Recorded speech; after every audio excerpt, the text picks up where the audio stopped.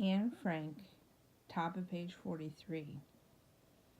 Monday, September 28th, 1942. Dearest Kitty.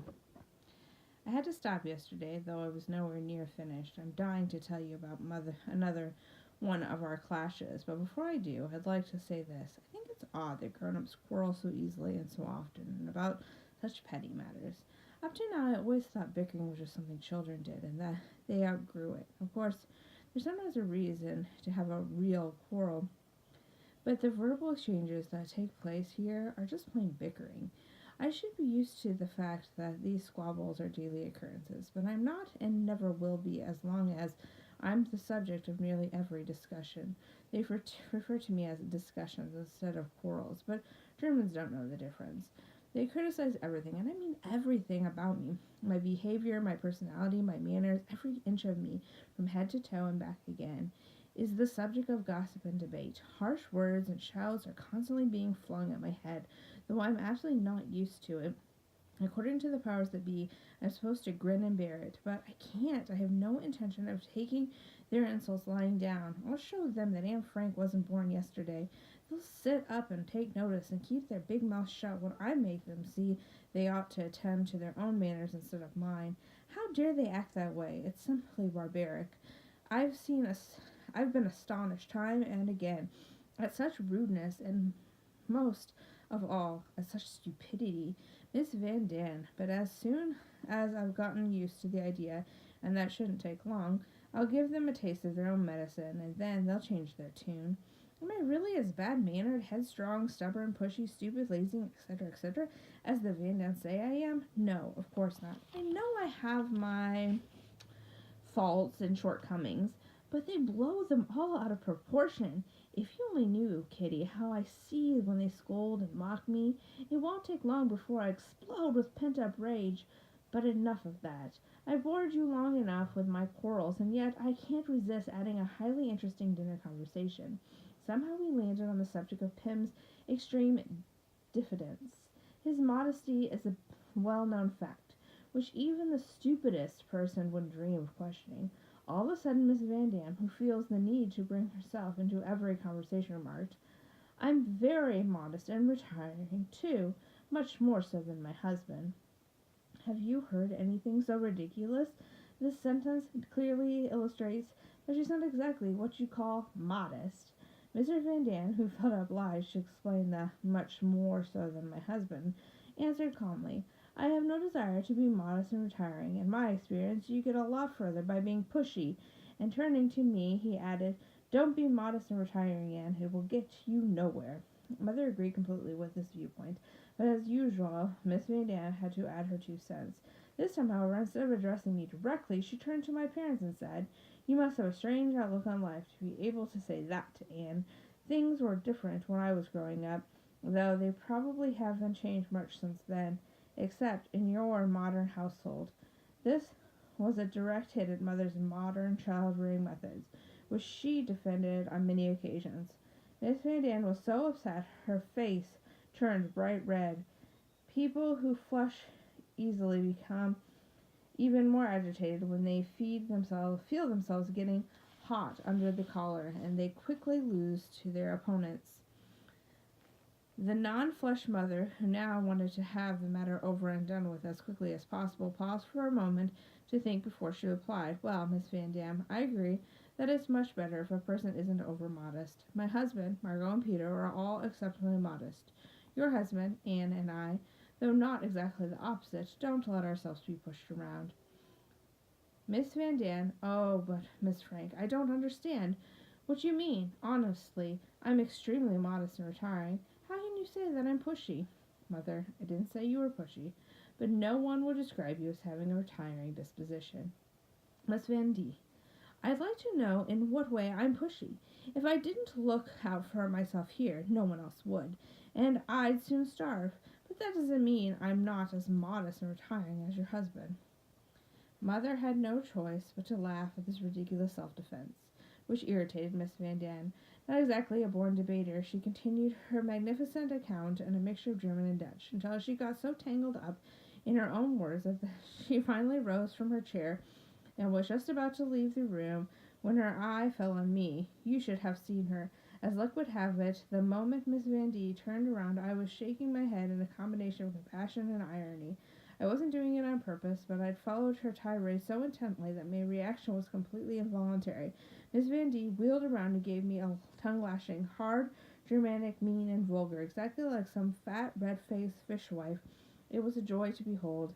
If I could draw, I'd like to have sketched her as she was then. She struck me as so comical.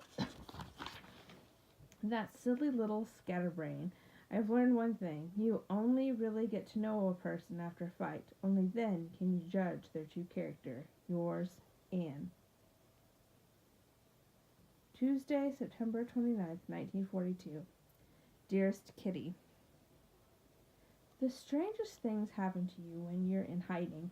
Try to picture this. Because we don't have a bathtub, we wash ourselves in a wash tub. And because there's only hot water in the office, by which I mean the entire lower floor, the 7 of us take turns making the most of this great opportunity.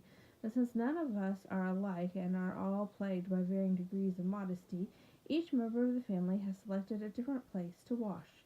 Peter takes a bath in the office kitchen, even though it has a glass door. When it's time for his bath, he goes around to each of us in turn and announces that we shouldn't walk past the kitchen for the next half hour. He considers this measure to be sufficient. Mr. Van D takes his bath upstairs, figuring that the safety of his own room outweighs the difficulty of having to carry the hot water up all those stairs.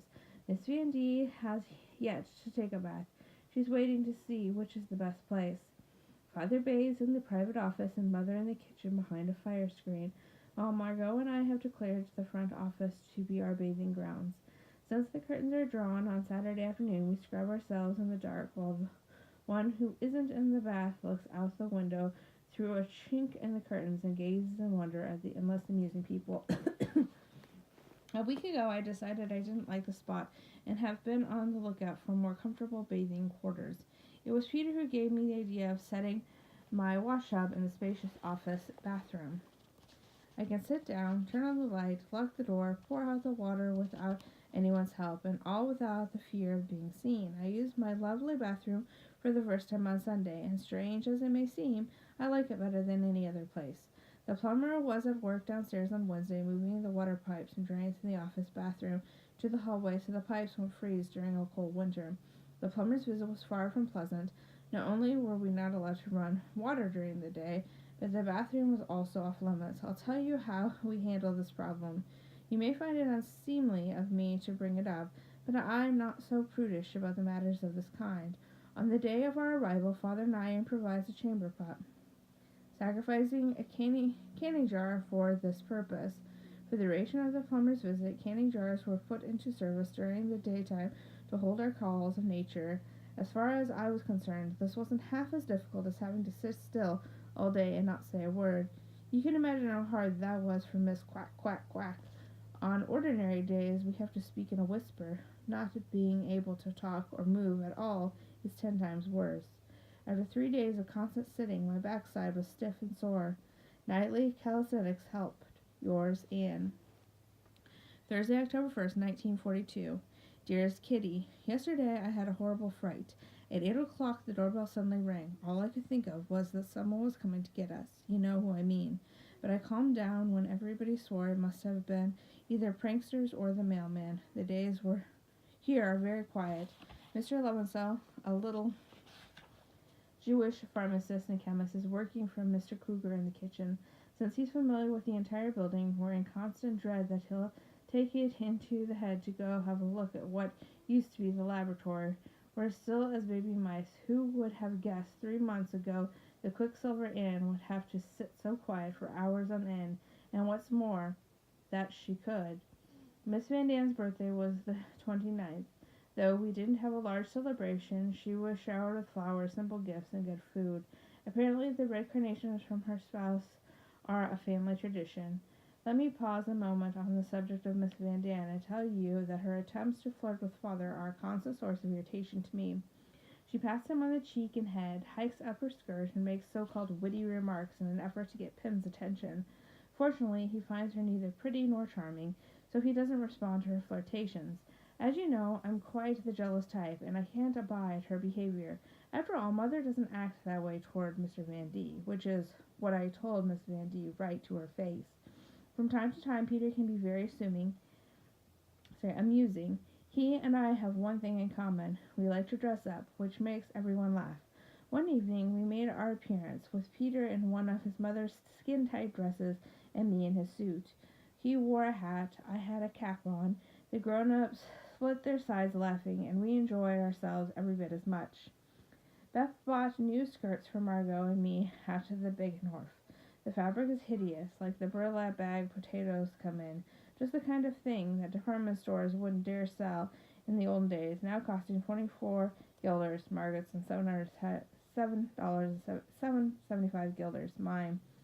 We have a nice treat in store. Beth's ordered a corresponding course in shorthand for Margot, Peter, and me. Just you wait. By the time next year, we'll be able to take perfect shorthand. In any case, learning to write a secret code like that is really interesting. I have a terrible pain in my index finger on my left hand, so I can't do any ironing. What luck. Mr. Van Daan wants me to sit next to him at the table, since Margot doesn't eat enough to suit him. Fine with me. I like changes. There's always a tiny black cat roaming around the yard, and it reminds me of my dear, sweet Mortree. Another reason I welcome the change is that Mamma's always carping at me, especially on the table. Now Margot will have to bear the brunt of it, or rather won't, since Mother doesn't make much sarcastic remarks to her. Not to the paragon of virtue. I'm always teasing Margot about being a paragon of virtue these days, and she hates it. Maybe it'll teach her not to be such a goody-goody. High time she learned. To end this hodgepodge of news, a particularly amusing joke told by Mr. Van Daan. What goes click 99 times and clack once? A centipede with a club foot. Bye-bye, Anne. Saturday, October 3rd, 1942. Dear Kitty, everybody teased me quite a bit yesterday because I lay down on the bed next to Mr. Van Daan. At your age, shocking, and other remarks along those lines. Silly, of course. I never want to sleep with Mr. Van Daan the way they mean. Yesterday, Mother and I had another run-in, and she really kicked up a fuss. She told Daddy all my sins and started to cry, which made me cry too, and I already had such an awful headache. I finally told Daddy that I love him more than I do Mother, to which he replied that it was just a passing phase, and I don't think so. I simply can't stand Mother, and I have to force myself not to snap at her all the time, and to stay calm, when I'd rather slap her across the face. I don't know why I've taken such a terrible dislike to her. Daddy says that if Mother isn't feeling well or has a headache, I should volunteer to help her. But I'm not going to, because I don't love her and don't enjoy doing it. I can imagine Mother dying someday, but Daddy's death seems inconceivable. It's very mean of me, but that's how I feel. I hope Mother will never read this or anything else I've written.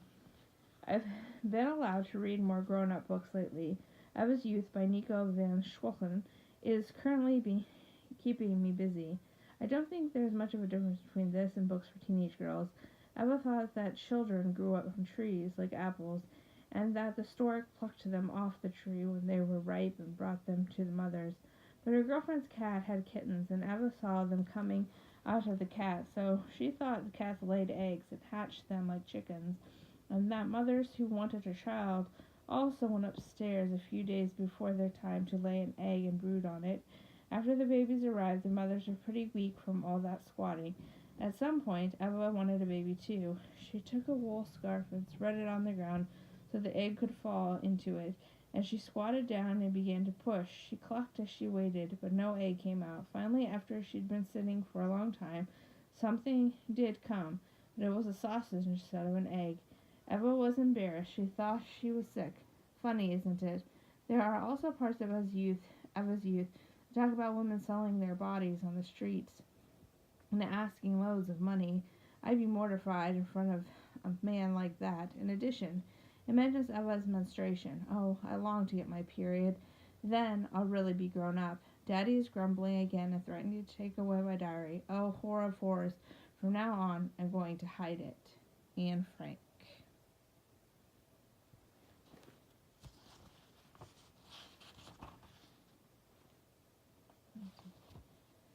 Imagine Wednesday, October 7th, 1942. I imagine that. I've gone to Switzerland. Daddy and I sleep in one room while the boys' study is turned into a sitting room where I can receive visitors. As a surprise, they bought me new furniture for me, including a tea table, a desk, armchair, and a divan. Everything's simply wonderful. After a few days, Daddy gives me 150 guilders, converted into Swiss money, of course, but I'll call them guilders and tells me to buy everything I think I'll need, all for myself. Later on, I get a guilder a week, which I can also use to buy whatever I want. I set off with Bern and buy 3 cotton undershirts at 50 equals $1.50, 150 guilders. 3 cotton underpants at 50, 150 guilders. 3 wool undershirts at 75, 225 guilders. 3 wool underpants at 75, 225 guilders. 2 petticoats at 50 equals 1 guilders. 2 bras, smallest size, at 50 equals 1 guilder. Pajamas at 1 equals 5 guilders. 1 small robe at 250 equals 250. 1 robe at 3 equals 3 guilders. 2 bed jackets at 75 equals 150 guilders. 1 small pillow at $1 guilder equals 1 guilder. 1 pair of lightweight slippers at 1 guilder equals 1 guilder. 1 pair of warm slippers at 150 is 150 guilders. 1 pair of summer shoes school at 150 is 150. 1 pair of summer shoes dressy at 2 guilders is 2. 1 pair of winter shoes school at 250 is 250 guilders. 1 pair of winter shoes dressy at 3 guilders. 2 aprons at 5 equals 1 guilder. 25 handkerchiefs at 0.05 equals 125 guilders. 4 pairs of silk stockings at 75 equals 3 guilders. 4 pairs of knee socks at 50 equals 2 guilders. 4 pairs of socks at 25 equals 1 guilder. 2 pairs of thick stockings at 1 equals 2 guilders. 3 skeins of white yarn underwear cap equals 150 guilders. 3 skeins of blue yarn sweater skirt equals 150 guilders. 3 skeins of variegated yarn cap scarf equals 150 guilders. Scarves, belts, collars, buttons, 125 guilders. Plus 2 school dresses summer, 2 school dresses winter, 2 good dresses summer, 2 good dresses winter, 1 summer skirt, 1 good winter skirt, 1 school winter skirt, 1 raincoat, 1 summer coat, 1 winter coat, 2 hats, 2 caps, for a total of 108 guilders. 2 purses, 1 ice skating outfit, 1 pair of skates, 1 case containing powder, skin cream, foundation cream, cleansing cream, suntan lotion, cotton, first aid kit, rouge, lipstick, eyebrow pencils, bath salts, bath powder, into cologne, soap, powder puff, plus 4 sweaters at 154, blouses at 1, miscellaneous items at 10, and books present at 450.